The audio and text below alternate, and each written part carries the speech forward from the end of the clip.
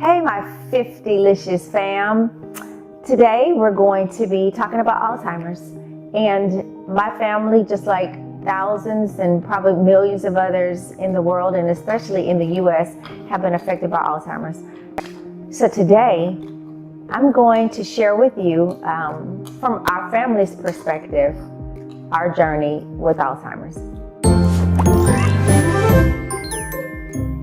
My 50licious fam, this is my father, Pastor Benjamin D. Blake, and I've invited him onto my channel to come and talk a little bit about Alzheimer's.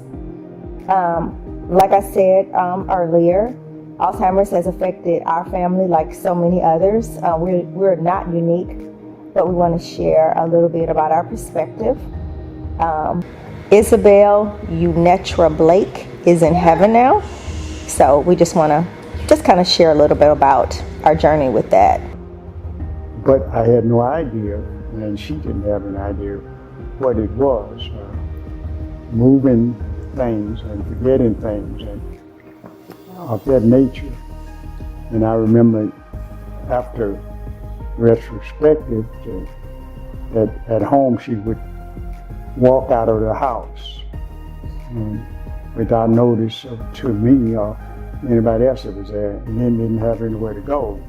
I used to go get her and bring her back, but I did not know the disease was being affected.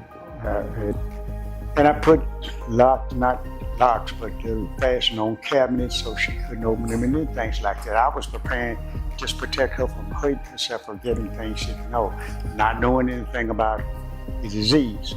Out there, I met some lady with her two house. Mm-hmm. And, that was a lady that kind of specialized, as the Lord would have it. She specialized in ailments of the elderly and things like that. I remember her coming to the house and talking to us. But when she came in and said, your wife has Alzheimer's, and I'm going, what is that? She says it's a disease of the brain, remembering anything like that. And then when she regurgitated all the things that she said, we were experiencing. And that's when we knew we had a type of mind effectiveness in my wife.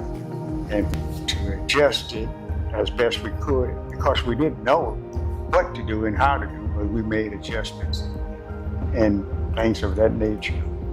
And the stage came back, when I came back home, with the knowledge that this lady had revealed to us about the disease and what have you, or Alzheimer's as you call it, I made adjustments at the house, knowing that she would get out or fall in bed, and I arranged the bed that we slept in with rails all around it. So when I'm asleep, she couldn't get out of bed, couldn't fall and go.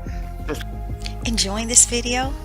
Well, please take the time to hit the subscribe button, and don't forget to click the bell right next to it so you'll be alerted of all my new videos.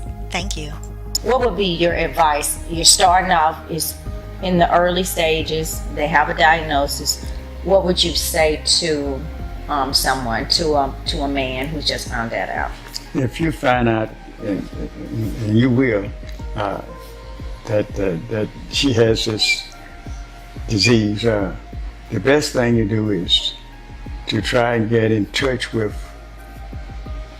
those people that reveals to you the effect of it, how it works, how long it takes, and all from one stage to the next, and that will enhance your knowledge of it so you can prepare. Get ready for the future, because it's going to continue, the mind going to continue to decrease. And as from that stage, from just sleeping, getting out of bed, Tommy, then eating, and then dressing, and also cleaning, all that. One stage follow after another, but as you prepare for it, you'll be able to address it as time progresses. What did your spiritual life look like, or what did you have to do to keep your mental mind, straight and positive? What did you do? I continue to trust in God. I continue to believe in the Word of God. And I continued to pray and asked for guidance. I asked for understanding.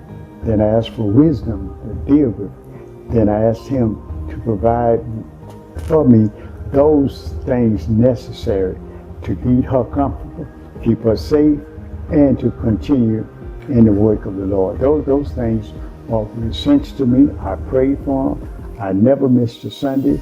I asked God, and God always provided the right person in my house to provide and keep her safe. The Lord provided. I said, the Lord provided. I know you're supposed to say, you paid for it. Yes, I did. Somebody paid for it. And you're talking about a caregiver. Caregiver, and a caretaker, and then I provided for a cook. The Lord provided all those things through prayer because I prayed and asked God to let me do His will, but still provide for my wife, my family, take care. And God will answer prayer, and He did provide it. And from all the people I've had to come in to take care of my wife and to help her and to provide the medicine and raise and things that she needs. The Lord provided good people for years until she got down, and then still God provided one of the best for His children, and will answer prayer for those that trust Him, and then will enable you. So I missed not a Sunday, not a service, none of the meetings. In the years that she was sick, went down from one stage to another until her passing, because God provided, and I prayed for and asked, and God will make a way. Well, what has been the most difficult in this journey with Mama having Alzheimer's and then passing? The most difficult thing was the adjustment of the mind, my mind, that Mike was not the same anymore and was not her fault. I had to make an adjustment in my thinking. The most difficult thing was adjustment in how I lived and what I said. Those things I could not continue like I was previously before her sickness was revealed to me.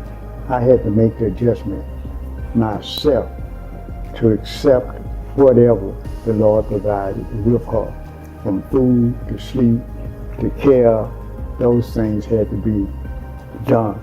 And the things that Benjamin wanted to do, or I thought was important, or the way I wanted to say it, all that had to be altered, but that it was altered with the power and the word of God, that I made the adjustment, and that was the challenge.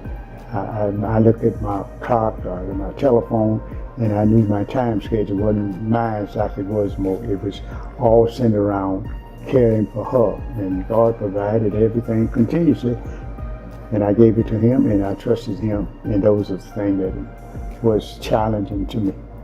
All right. Maybe by the time y'all see this, he'll be 92 years old, and he is a pastor in Shreveport, Louisiana. Big ups to my Louisiana family.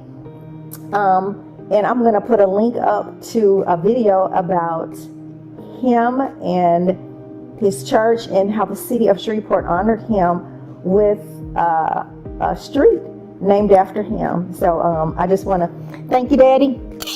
Thank you. For coming on and sharing your heart and maybe blessing somebody else. You never know who could be watching this.